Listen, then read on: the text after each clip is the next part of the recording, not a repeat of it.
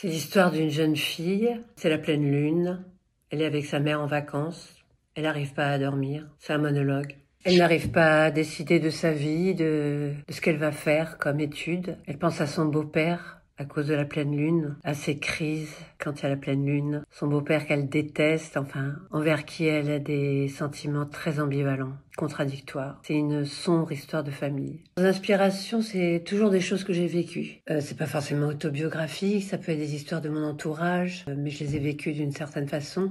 Ou des histoires qu'on m'a racontées. Mais ce que je veux dire, c'est que je les vis en fait comme une actrice. Comme quand j'étais actrice. Je les vis de l'intérieur avec mes propres sentiments.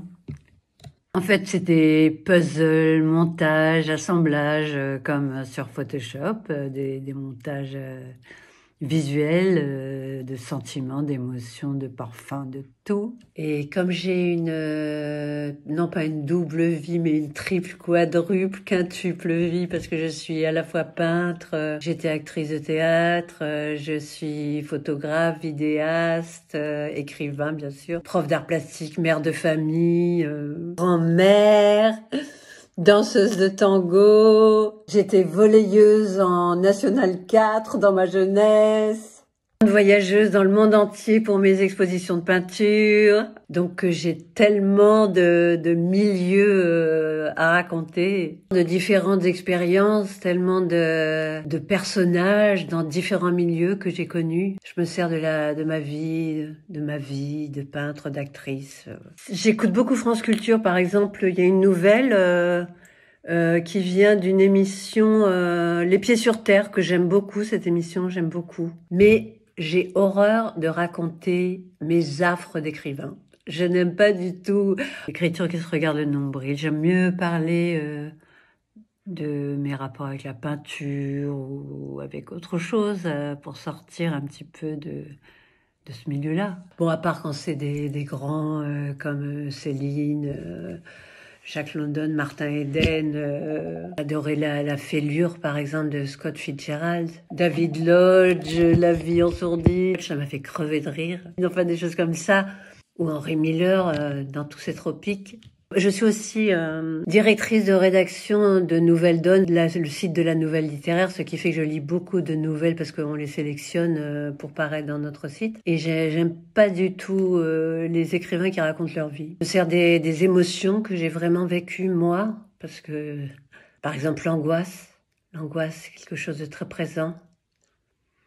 Et ce que j'aime dans la nouvelle, c'est qu'il faut ciseler pour être le plus bref possible. On a toujours un nombre de caractères maximum, donc il faut ciseler, exprimer le plus brièvement possible les sentiments les plus profonds. Oui, ce qui est le plus important pour moi dans la nouvelle, c'est l'émotion, l'humour, l'épure, la beauté, la liberté. La liberté. Il faut juste tendre vers la beauté, y travailler, selon ce qui est beau pour soi, pour la partager.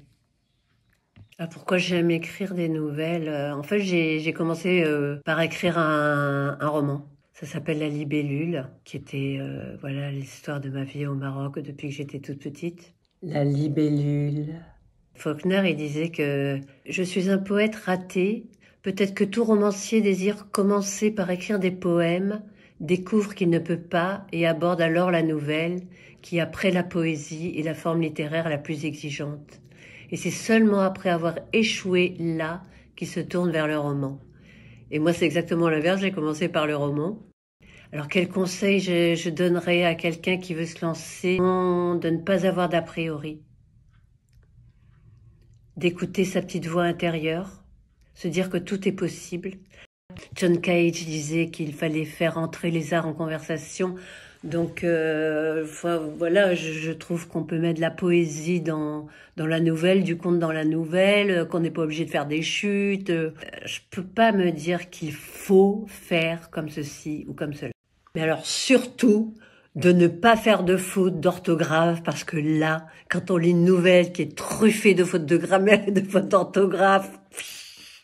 Je suis devenue bouquine en faisant des concours. Je fais des concours de nouvelles. Depuis le Covid, j'ai pas arrêté de faire des concours de nouvelles. J'ai eu plein de réussites, plein d'éditions. Je fais toujours des concours sur papier, de nouvelles d'éditions sur papier. Et voilà, ça m'a vachement encouragée d'avoir quelques éditions. Moi, j'improvise. Hein. Je suis un peintre abstrait. Je pars de ma toile vierge.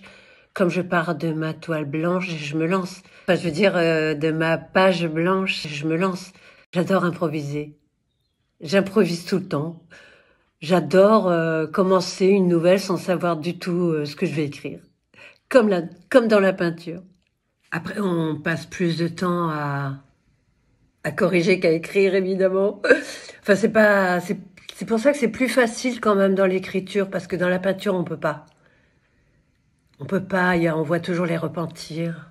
Enfin, pas dans la peinture que j'aime, en tout cas. De la peinture que je fais. Une phrase que j'avais trouvée très belle en entendant Nicolas Mathieu, le prix Goncourt 2018. L'écriture, ça rend le monde praticable. C'est-à-dire que tout est insupportable, mais une fois que c'est écrit, ça passe. Ça fixe quelque chose, et puis peut-être que c'est un endroit à habiter quand on ne se sent de nulle part.